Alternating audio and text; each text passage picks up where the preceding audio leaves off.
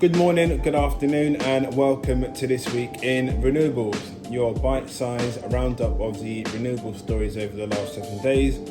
Wind, hydropower, solar, anything renewables we discuss. As per usual, I am your host, Mr. Deji Ogunsola, the voice you can trust. Please don't forget to do all the good stuff, the like, comment and sharing. Really does help with the visibility of the podcast. As always, we do not discriminate, so available on all streaming platforms, LinkedIn, YouTube, video format, and on the audio side, Spotify, Apple Podcasts, Anchor, and the rest. This week, we're going to start off with some hydropower news, but before that, it's that time of year again when the Avengers, aka the G7 leaders, unite to talk about global politics. This is where the what is understood to be the 7 leading economic powers of the world meet once a year to talk about global politics. As I said, it's the 7 so-called largest advanced economies which dominate the global trade financial systems. So Canada, France, Germany, Italy, Japan, UK and United States. Just to give you a bit of history on the G7, for those who don't know, Russia joined in 1998, creating the G8, but was excluded in 2014 for its takeover of Crimea. So hence why it's now back to the G7. Interestingly, China has never been a member despite its large economy and having the world's biggest population. Its relatively low level of wealth per person means it's not seen as an advanced economy in the way the G7 members are. I'll leave that up for debate. As you can imagine, lots of eyes and ears are waiting to see what kind of pledges are announced from the G7 summit this year taking place in Germany.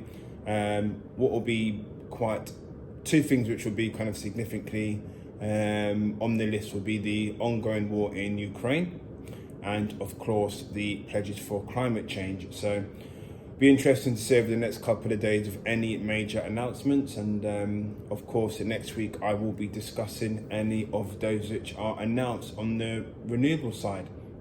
So leading swiftly on back to some hydropower news, and our good old Prime Minister here in the UK, Mr. Boris Johnson, aka Teflon Don, he has been in Rwanda recently, of course, fending off some questions with regards to the UK's controversial immigrant deportation to Rwanda programme. Boris has announced £160 million for the aid of hydropower development in Africa. As I said, $160 million, $171 million to be precise at today's current exchange rate for the hydropower in Africa, and this is to help economies on the continent, the British Prime Minister Boris Johnson said last Thursday.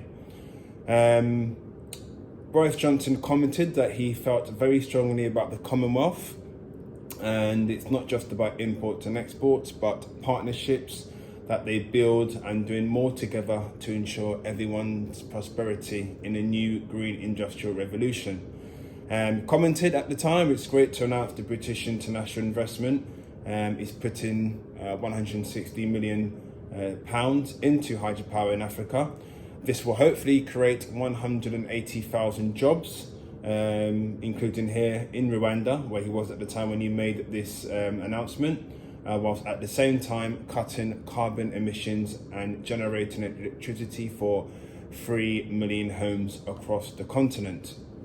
So this is really good to see, to be fair, no criticism here. All money is good money, as they say. Let's just hope it goes to the right places. So of course we will see over the next couple of months and years of any further hydropower projects which this money is used to develop. On some more news on the hydropower and downside, and OPEC funding. OPEC Fund for International Development is going to be loaning $72 million in support of the Mohammed Multi-Purpose Dam project. which is a major hydropower complex in Pakistan.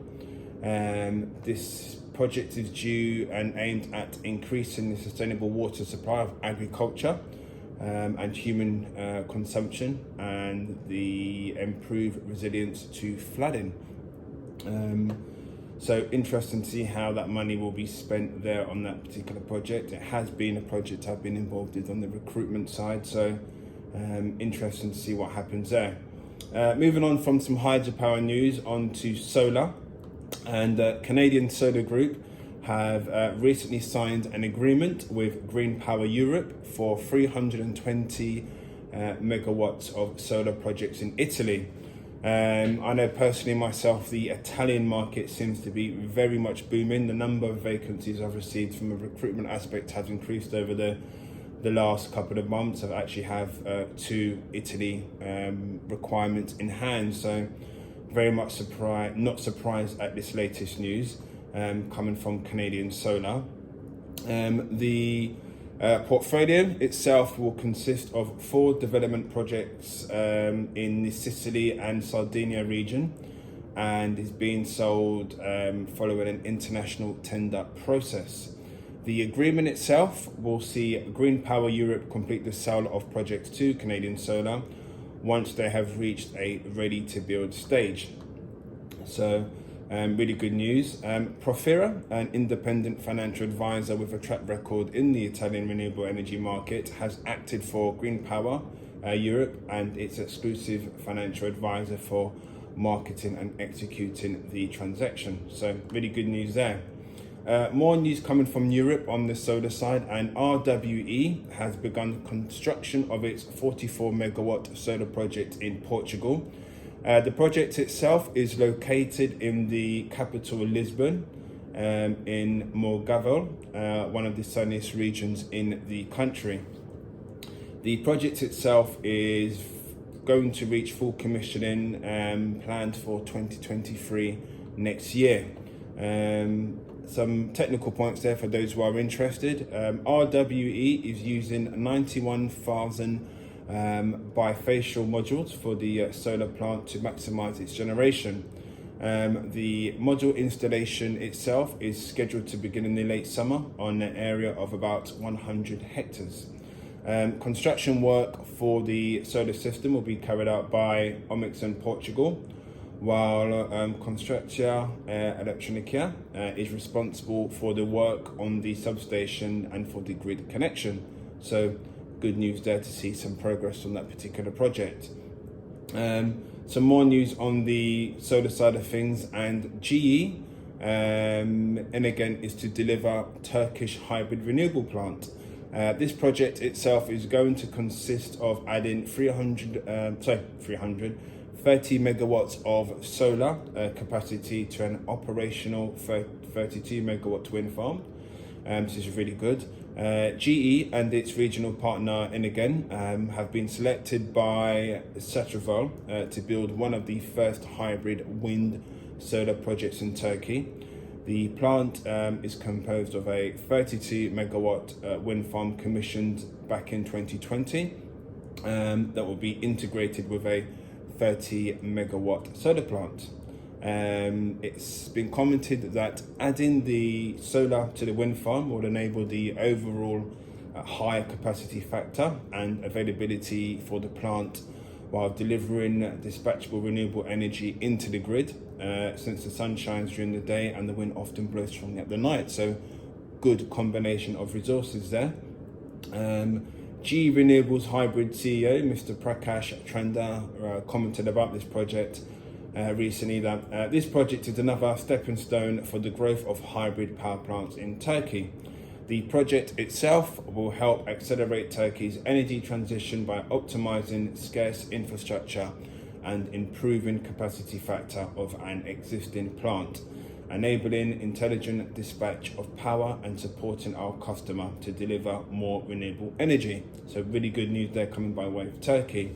That swiftly moves us on to some wind energy news on the onshore side, and Greencoat Renewables is to buy 134 megawatt Swedish wind farm The under construction Erskras North project is currently owned by Enercon.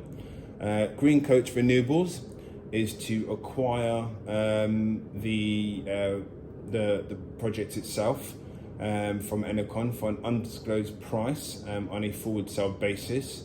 The project is currently under construction and is expected to be fully commissioned in the fourth quarter of 2023 next year. Enercon will continue to provide long-term operational maintenance services once the project is fully operational. This is Green Coach Renewable's second acquisition in the location, having already previously acquired a project in the south part of the region in October 2021 last year. The project will bring Green Coach Renewable overall capacity on the site to 235 megawatts. So really interesting there. More news on the wind side, and Nordex have recently secured a 63 megawatt Polish wind farm, which is really good news. They will manufacture the turbines for the Wasoka project, which is being installed.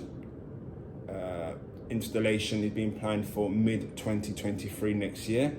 Nordex Group will supply the turbines on the tubular steel towers with hub heights of 125 meters. As I said, installation is due next year, mid, and the commissioning the following year.